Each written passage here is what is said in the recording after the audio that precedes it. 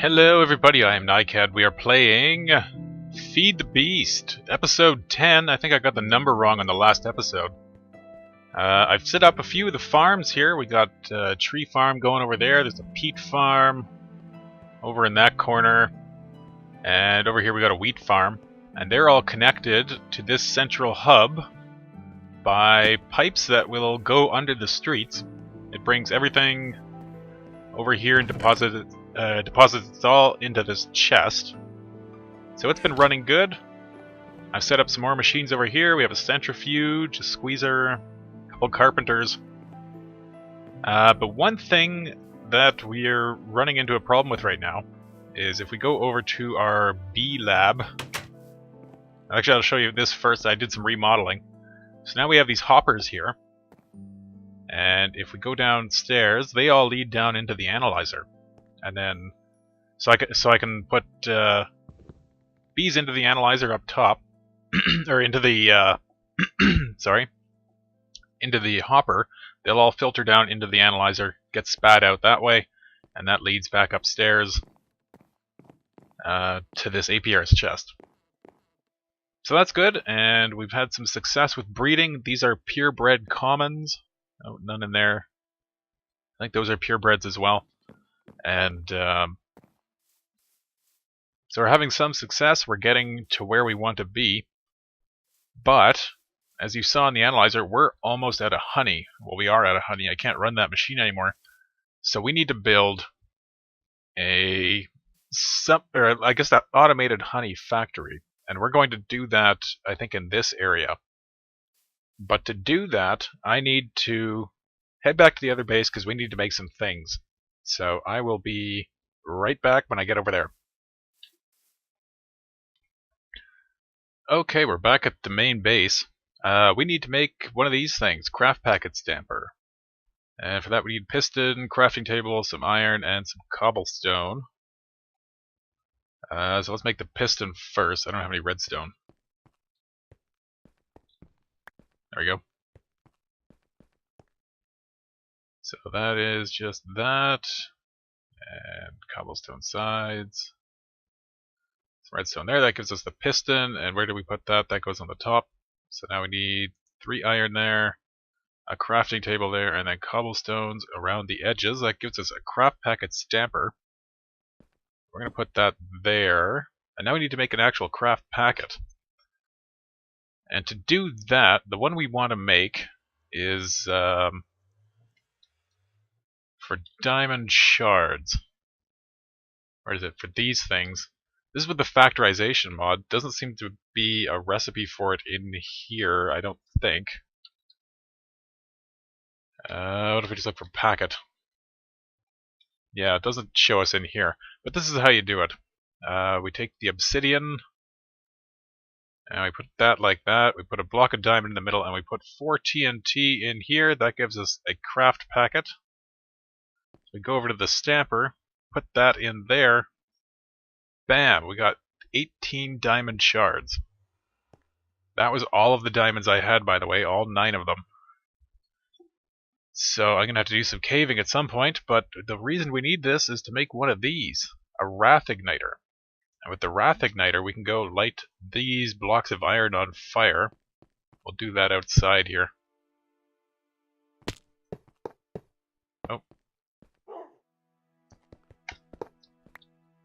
There we go. And that's on fire. I think that spreads. Yeah, it looks like that's spreading. So that's good. Oh. And then this should turn it into these things. Dark iron ingots. Or dark iron blocks. I don't know if we can pick them up yet. Yeah, I guess we can. Okay, so now we have dark iron blocks. And with those we're going to make dark iron ingots. So we put those in here. And now we have dark iron ingots. What we're going to do with these are make some routers. And for these we need Eye of Ender, we need eggs, and we need 6 dark ingots. We're actually going to need more dark ingots than that. So one sec, I'll be right back. I'm just going to make some more. Okay, I'm back. We have everything we need to make the router. We got the ingots, we got the ender pearls, the egg, and the eye of ender. So let's put them in here. I'm going to make 3 of them. Oh, there we go. And eggs. For whatever reason. And with these... Actually, these work really cool. I'll show you what they do. We're going to head back to the other base because I need to get... or we're going to set it up over there. I need to make some apiaries before we go because we don't have nearly enough. So it's going to take me a little while to get the seed oil together. I'll be back when I do... And we're back over there. So see you then. Okay, we're back. We're ready to get this thing going.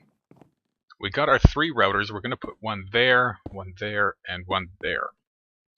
And then this router, we're going to... Like, the way routers work, so far as I can tell, is all the blocks that are connected to each other, all the machines that are connected to each other, if they're touching a router, that router will work with all of them. So this router is going to work with every one of these apiaries, so are both of those. We're going to set this one to insert into the bottom, and this one will handle drones. We're going to set this one to insert into the top, that'll handle princesses. And we're going to set this one to extract from the south side. That should be fine. So now we need a wooden transport pipe. We'll connect it to the extracting one. Put a redstone engine on that. Set it so we can turn it on. And we're going to put a diamond pipe here. Now we're going to use these gold transport pipes, and we're just going to connect all 3 of them. Plus we're going to put one off to the side and put a chest there. So now we need to set up the diamond pipe. Now the reds are only going to be drones, so we'll do that. The blue is only going to be princesses. And the green is going to be both drones and honeycombs. And this way any excess drones will end up getting siphoned out through the green. So I think we're ready to turn this thing on. Unfortunately, we don't have any drones and princesses in these yet. So what I'm going to do is just get them set up, and then when we come back, I'll show you how this is working once it's ready to start emptying out the apiaries. So I'll be right back. Okay, these should be outputting any moment now. The queens are getting down their last little bits. It's already been pumping out 10 honeycomb, so it's working, at least for that. Still need to see whether it will sort properly. When I was doing it in creative, it seemed to be working fine. Eventually we're going to bury these underground, and then most of the stuff in here will be outputted to our street network there. And I think we'll send the drones eventually over to some kind of, maybe one of those machines that breaks them down into DNA. So in just another moment, these should be coming out, and we'll see if this is working properly.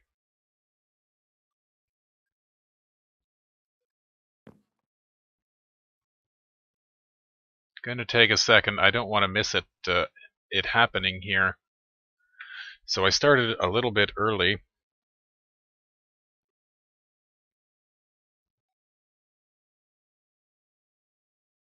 You can see the windows are covered in dirt. I didn't have enough glass to do all of them, and I didn't really feel like making a whole bunch more right now. Eventually it'll all be that hardened glass, but that's going to take a while just to get the stuff together. I go through so much copper.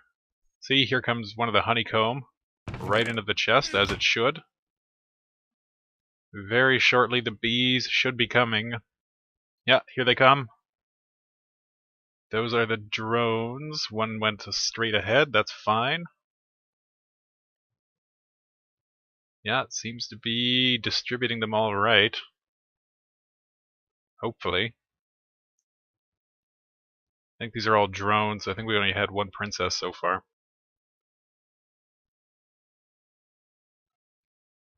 Now you need exactly, if you put too many princesses into the system, like if you feed it through a chest, they will all end up popping out at that point once they reach the maximum number they can get in there. Yeah, so the princesses are going nice. Perfect. Let's take a look at all these things now. There's a queen, queen, queen. Very nice. Did it miss any? No, so it cycled through perfectly. We ended up with 10 extra drones there. Very nice. I'm very impressed. I love this this block. It's called the router. It's from the factorization mod, and it is just absolutely amazing. So easy to control all of these apiaries with it. So this is how you automate a bee farm. Very easily. It's pumping out this stuff. It's breeding them automatically. Awesome. Okay, I'm going to take a break here. I'll be right back. Sorry, one last thing. I forgot to mention, this wasn't my idea. I got this from a guy named Double Phage, I think his name is. I'll link him in the description. He did a video using routers with apiaries, and that's where I got this. So big props to him. This is an amazing setup, and yeah. So I just wanted to make sure I mentioned that. Okay. Okay, we're back. This is something else I wanted to check out. Apparently, you can crossbreed trees with this version of forestry. All those leaves that we found in, all the saplings that we found in dungeon chests and that kind of thing, anytime I try to place one now, it crashes the game. So I'm thinking this is why. I think you're supposed to breed them now, and anything that existed before is corrupt somehow. So, I've got a bunch of vanilla saplings over here. We're going to just kind of plant them around. We'll put an oak there, and we'll just kind of alternate. And I don't know if rubber counts, but we'll include it in the mix.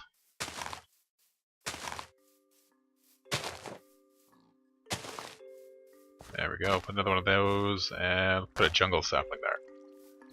So, let's see if we can get them all to grow. Oh. There we go.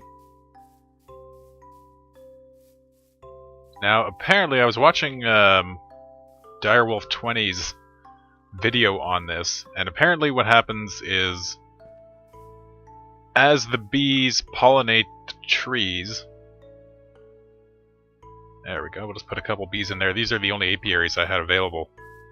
As the bees pollinate them, the leaves will change color. And this takes quite a while, so I'm going to cut it here. We've got this set up, and when I see something happening, I'll come back. I'm just going to hang out in the area. So I'll see you shortly. Well, that didn't take long. It's the next day, and we've already got some kind of new leaf forming here. This is a crossbred leaf. This occurs because it's near the bees, and the bees cross-pollinate the trees, and we end up with these. And you have to break them like a regular leaf block. It's pretty random in whether you're actually going to get anything out of it. And for that one we didn't. Let's just look around, see if there's anything else.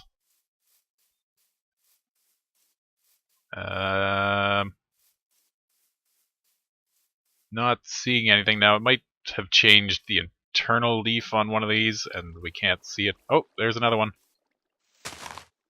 And nothing from that. But if you leave it for long enough, eventually all the leaves will change. And then you might be able to get a sapling out of it, hopefully.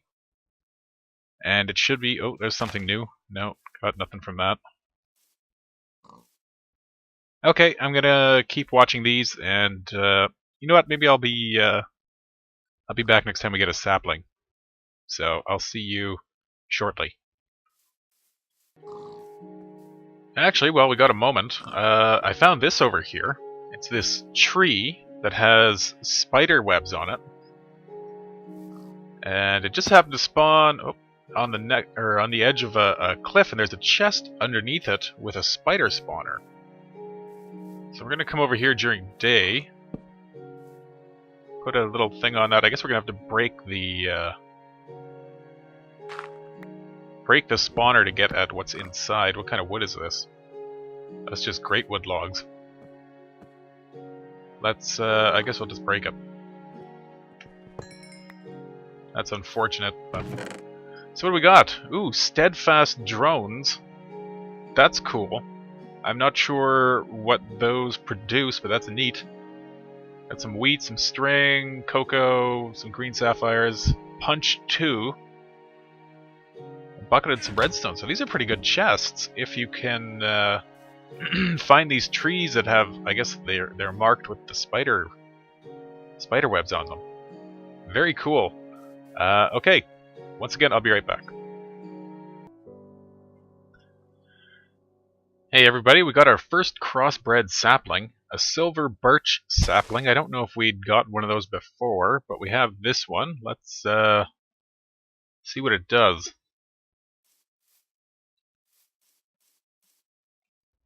That's not really any different.